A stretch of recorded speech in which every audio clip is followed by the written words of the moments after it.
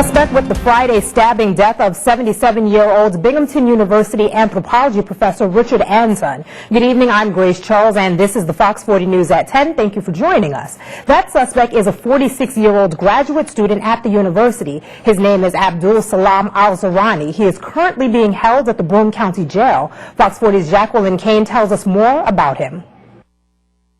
Abdul Salam Al-Zarani has been charged with the second-degree murder of Binghamton University professor Richard Anton. Broome County's district attorney says Al-Zarani stabbed Anton to death in the Science 1 building Friday. The two knew each other through the anthropology graduate program. Abdul Salam Al-Zarani lived in this three-bedroom apartment in downtown Binghamton. His roommate says he occupied this room, and police searched through it for 2 to 3 hours. The police, they came, and when they allowed to enter in his room, they took all his stuff. His roommates say police also found a knife in a dumpster near the apartment, but police do not have a motive at this time. Al-Zarani's roommates say he was dealing with a lot of problems. He expressed being worried about finishing his dissertation on time. He was also no longer on scholarship and didn't have a job. I would think that it was because of the whole dissertation rejected, but I cannot confirm it. You know, he had issues with his financials.